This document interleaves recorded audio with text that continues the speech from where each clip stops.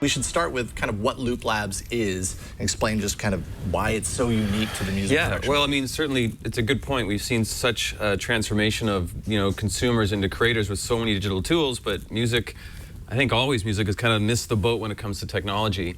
So, I spent a lot of time in the space and really saw the opportunity of how do we put hands that are creative. I mean, you can make 3D objects on your computer. You can make pretty much every other piece of content very easily and accessible in a cloud and crowd-based way, but music hasn't been there. So our focus is how do you make a very easy-to-use, collaborative, cloud-based music studio to kind of bring that to the 21st century. And I mean, it's not just the production tool, it's sounds. You guys have a really amazing kind of library of sounds. All the sounds have been, kind of matched to tempo. They've been kind of matched to key. So pretty much is a drag and drop environment. Right. But you have it up on your computer right now. Yeah, tell us a little bit about kind of like how it's laid out and why this is so user friendly, because DAWs can be really complicated. And you're able to pull it off to make it a pretty seamless experience. Right. So, one of those places, especially for new people coming to music, is how do I start if I don't make music or not a musician? That's the people that we're targeting. So it's certainly through, having, dozens and dozens of these sound packs. And sound packs are just basic collections of loops. So I could go through and pick everything from, I could go in here to find some Jamaican guitar sounds if I wanted to. I could go in here and find... It starts to preview them the second you click on them. There's a little bit of pulling from the cloud, so you might get a couple seconds of delay when you do that. And so as soon as I like something, I simply add it in. I can stretch this thing out, I can draw it in. Now, one of the really interesting things here is if I were just to go and pick another random sound and went into, I'm going to choose Chillwave Synthesizer. So, I happen to be in a certain key where if you look at think about the keyboard traditionally on a piano, when you hit the white keys, you're all in the same key, everything sounds great. Your pinky kind of, knocks a black key, there's some dissonance because it's not in the same musical key. This is a huge barrier for kids coming in where they feel maybe I can't make music because I don't understand the theory. So what we do is we automatically have it where all these sounds will preview, but they'll preview into the same tempo as you would expect on a piece of music, but they're also going to put into the same key. So right off the bat, you're making stuff that sounds okay. So you can kind of do really neat stuff where if I feel that this whole track should be, 120 beats per minute, it's going to the cloud, it's reprocessing these sort of broadcast quality sounds, and now, it's playing it at a faster tempo. And what's really kind of unique is the fact that I can do that with the keys. So even though I'm in A minor, if I wanted to go to G minor, I can have that same process done. So, and the transposing that you're doing, okay, interesting. So that's just straight up processing the sample. So it's doing our harmonic transposition. That's a big thing where, if you had a guitar in one key and a piano in another, generally it's just going to sound terrible and you're going to think you can't make music. So again, because we have all the source audio up in the cloud, we can do that harmonic transposition, load it into its relative key, that's major or minor, and you're good to go. Sometimes doing that, you get some artifacting. I didn't really hear much of that.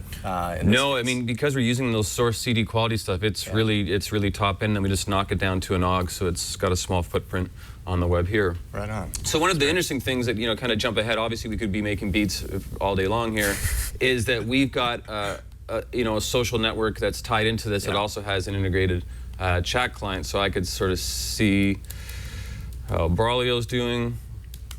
I have a feeling you have a lot of friends and contacts in the chat rooms. Yeah, I mean, one of the things that I love doing more than anything else is actually interacting with the users themselves, because that's how you kind of learn the most. So, for instance, I could just say this great guitar piece I've got, I can drag it to him and now it's instantly accessible inside of his session. So he could be on a totally different tempo, different musical key, but that idea is going to instantly be moved and working inside of his piece. So it's collaboration in the sense that everyone's working on something cool, and hey, let me provide to you the things that I thought were neat so that you can make your composition better. Exactly, just these neat ideas. So he just sent these drums along to me, so now... So this is what we got going on, but now we got the metadata there. I now know that I've worked on a track with him, and certainly if I was to record vocals, which I would generally have headphones on and I'd be singing a beautiful voice here, but this musical expression which I've just done, the same way I can drag that to him. So now if you've got a friend that's somewhere else that's a singer and they're hearing an idea, instantly they can lay down that idea on top of it and then they can jump right back. Or, I mean, really, if you wanted to kind of flex the sort of collaboration. So, I didn't realize you could, oh, there we go. Hey, Broly, how's it going?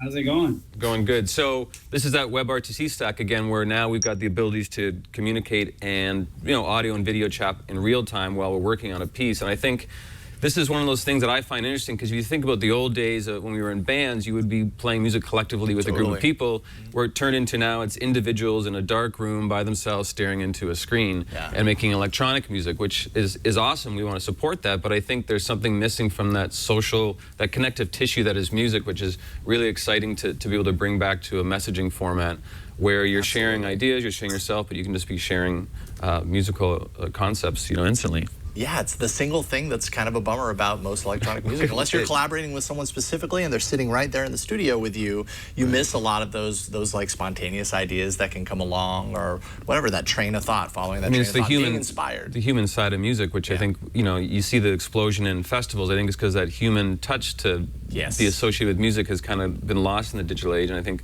this is just one of many ways I feel that you can kind of get back into experiencing that way. But we're also messaging it, and this is the way that we're communicating through most of our other tools. Why wouldn't we be able to do the same thing with music? So we just feel it's an intuitive part of that whole process. Where do you source the sounds? Where do those come from? Interesting. So a lot of these sounds just come solely from ourselves. So we have a team of people that are producers, and I make music as well. And so we're you know, collectively curating that list. But more importantly, we've been reaching out to really the big content players in more the traditional space. Again, we're bringing this tool to people that don't know what sidechain compression is, or who a Loop Masters is, or who these companies are that provide the sounds that real producers are using. So we've kind of, you know, building a marketplace model, if you will, where these types of content partners can come in and provide these sounds to an entirely new audience of people that never made music before. So for them, it's a wonderful opportunity to expose a brand and an idea of music and loops to an audience of people that are just starting to play around like Lego pieces, snapping these things together. You know, the audience that we have has been very, very diverse. And, you know, I pull up this gentleman's DJ Mission.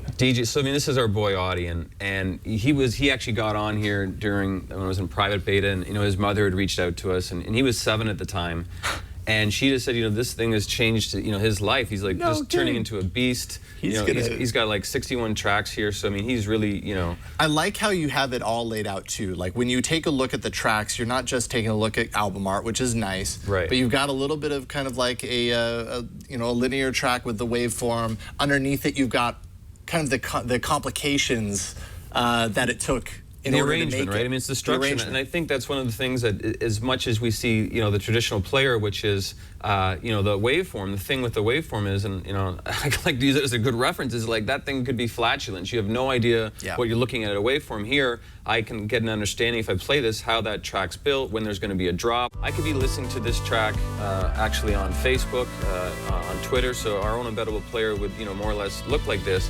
The really cool thing is that you hit the remix button, and now it gives me the opportunity to launch directly right back into the studio. And this is where I can start throwing on my vocals, I can change the tempo of it, I can add new stuff on and bounce it back. But we keep that remix chain going, so we now know that this is a remix of DJ Mission, and should you mess with that, then it'll be a remix of mine. I think that's an important part of, you know, the attribution part of music, and letting people know that they're a part of this creation, because for most people, I think that's the most important thing for them, is know that they were a part of it. It doesn't matter what percentage like traditional music models are and what their take is, but the fact that they had a role in it, I think, is one of the beautiful things about making music social.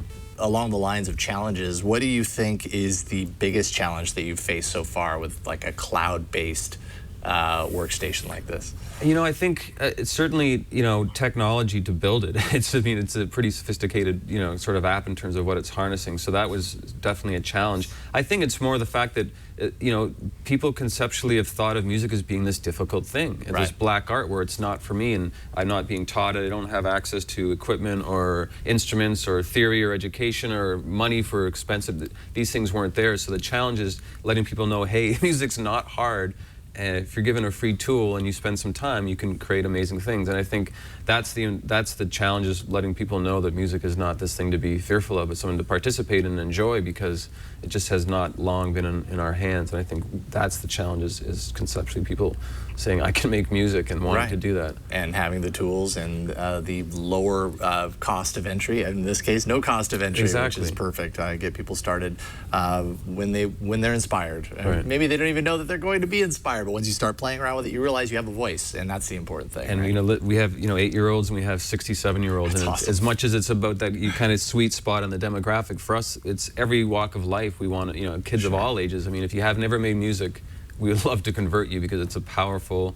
I mean, that's where this whole idea came from. So I mean, that's cool. I love what you guys are doing. Craig Swan, you're the founder of Looplabs, and I don't know, any final words, things that you want to kind of leave people with? No, it's too much. I mean, you really, I could sit here forever and show you all the amazing functionalities. I know. Well, we didn't even get into like chopping up the samples. Yeah, I mean, there's tons of stuff and rearranging, reversing, all that kind of stuff. There is a lot of fun, but that's for everyone else to be able to go in there and enjoy. I think the takeaway is, listen, there's a place that you and your friends can make music, and it's free and it's fun. You should just check it out and take from it what you will, really. Right on. That's the best takeaway I could. And that is looplabs.com. Indeed. Everybody go there and make some music. Craig, it's been a pleasure talking with you. Thank you very much. Thank you so much for coming in and talking with us.